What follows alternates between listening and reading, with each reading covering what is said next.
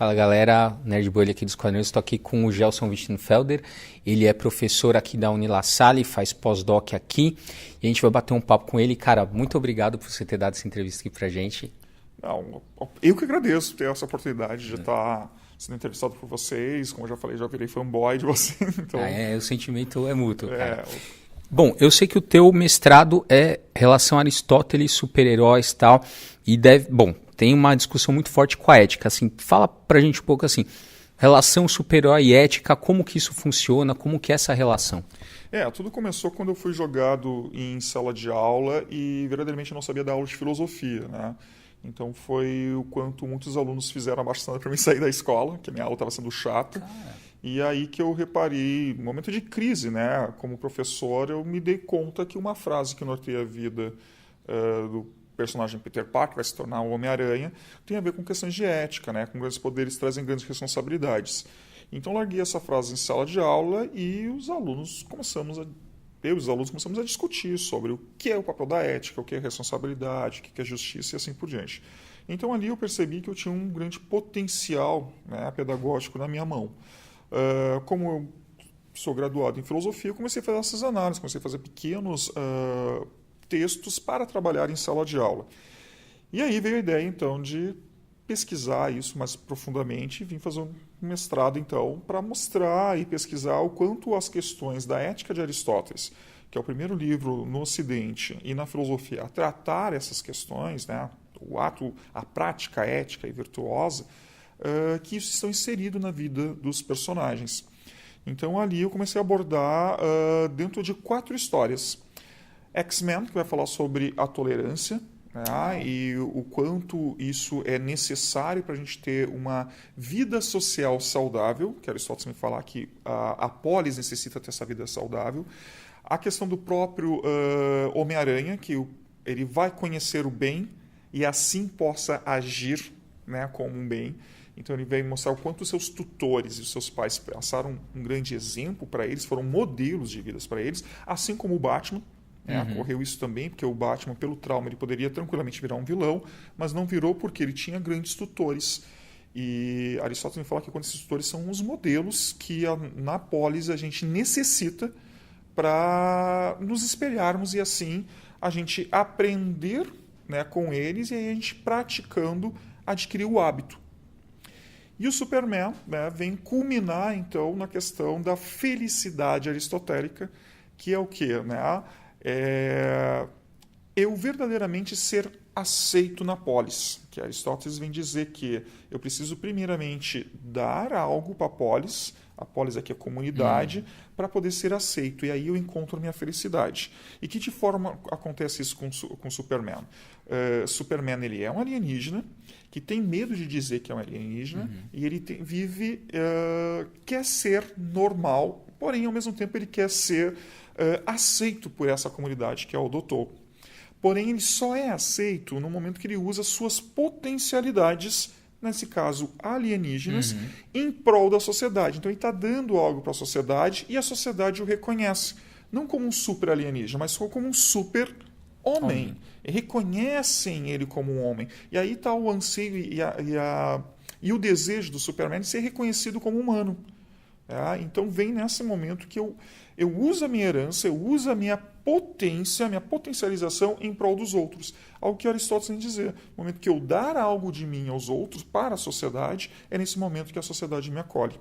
Então tem aí, lógico, dá para trabalhar Aristóteles em Watchman, dá para trabalhar Aristóteles em tantos outros super-heróis, mas eu escolhi esses 4 para debater na minha dissertação. Não, cara, muito legal. E o que você falou é isso, né? O Campbell vai falar isso. O herói é aquele que sacrifica em prol do outro. Sim, né? Com certeza. E, bom, aí o teu doutorado foi super-heróis e resiliência, né? Como é que é isso? Como é que são os super-heróis como modelo de resiliência?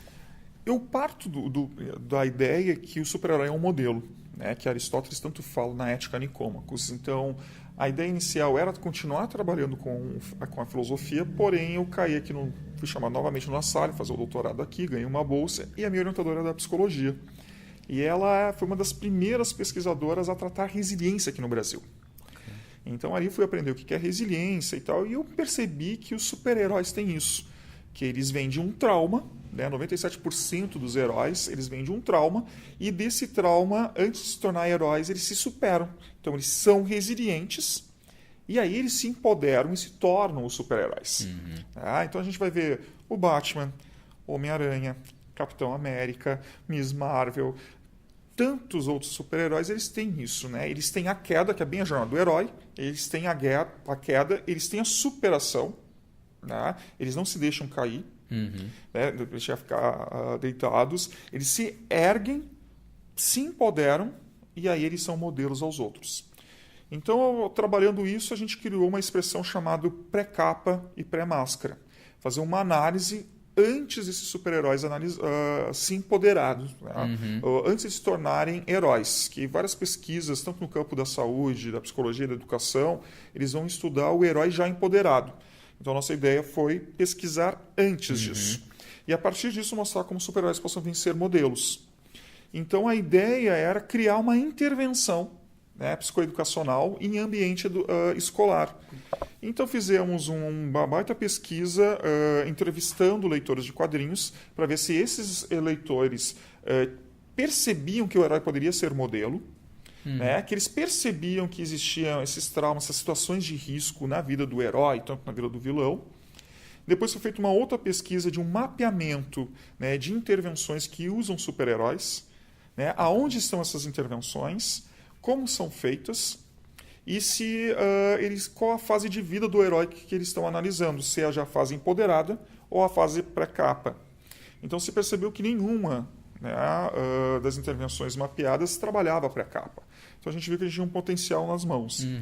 Então aí a gente fez um primeiro piloto de uma intervenção, que a gente trabalhou com alunos do EJA, onde a gente foi mostrar que o super-herói também passou por várias dificuldades, as mesmas que eles estavam passando. Legal. E aí a gente vai mostrar assim, alguns caminhos que os super-heróis usaram.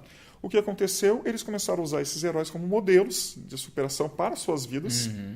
E no final a gente criou então uma história, chamamos um quadrinista, pegamos os depoimentos deles e transformamos isso num quadrinho. O mais bacana foi que, num caso de violência sexual, né, com criança, uma das meninas ela se empodera de tal forma que ela vai fazer a denúncia, né, do explorador dela. E eu me lembro muito, assim, que deixou muito emocionado, que no dia que a gente fez o lançamento desse quadrinho para aqueles alunos, ela chorou muito vendo a sua história ali. E eu pensei, porra, estraguei tudo, né? Eu fiz a menina lembrar desses que foram 8 anos de tortura para ela.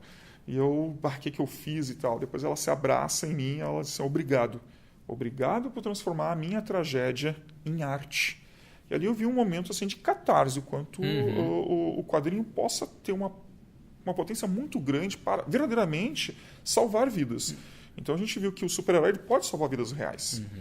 E aí então a gente foi para a segunda etapa, que a gente criou então uma intervenção de 8 módulos, que foram 16 encontros, e a gente trabalhou em uma escola de situação muito precária economicamente, num bairro bem complicado socialmente, e a gente pegou ali crianças com várias situações de risco, exploração sexual, exploração de trabalho, pais alcoólatras, pais ausentes, vícios em álcool e drogas, e a gente começou a trabalhar a fundo com isso. Começaram 24 e terminaram 16. E o bacana foi ver os resultados. Eles também criaram histórias a partir das histórias deles, mas eles se transformando em heróis. E aqui é o bacana, se transformando em heróis não com superpoderes, e sim heróis com poderes e potencialidades que eles possam fazer no dia a dia. A análise que a gente foi fazendo nesse período com a equipe diretiva, a equipe escolar e com alguns pais ou com seus tutores, é que isso ultrapassava o projeto. Que eles já estavam ajudando mais em casa, eles já estavam já percebiam que aquele que era vítima de bullying eles começavam a proteger, aquele que era vítima de bullying, né, também começou a proteger outros, começou a trabalhar, a questão do preconceito começou a a ser modificada na escola, também que o projeto está sendo replicado, né, novamente por outros professores, e um deles estava aqui até hoje. Então, o quanto a gente viu que tinha um potencial muito grande nisso. Lógico, aqui estou tentando resumir, porque são mais de 200 páginas. Não, cara, mas puta, é sensacional ver como essas coisas estão de fato, assim, mudando a vida das pessoas, né? Saindo da academia e mudando a vida das pessoas. Isso é muito bom. E isso que foi interessante, porque eu não esperava isso. Eu vou ser bem sincero, eu estava um pouco cético com isso.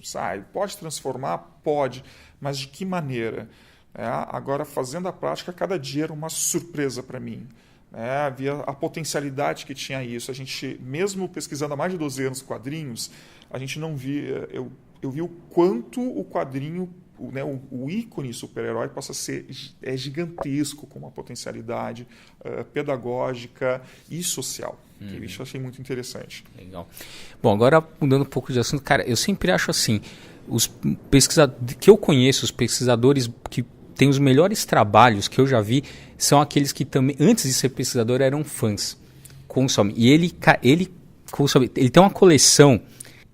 Cara, é muito bacana, é muito bacana. Eu sei que você tem o Bartello que foi usado no filme, né? Que você estava contando. Como é que eles faziam vários? Conta essa história que é bacana.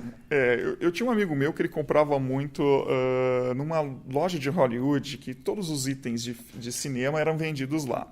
E dele assim, cara, tem coisa de super-heróis aqui, tu tá afim? E eu quero. Né? A primeira coisa que eu fui ver foi uma jaqueta usada pelo Hugh Jackman no Wolverine Origins.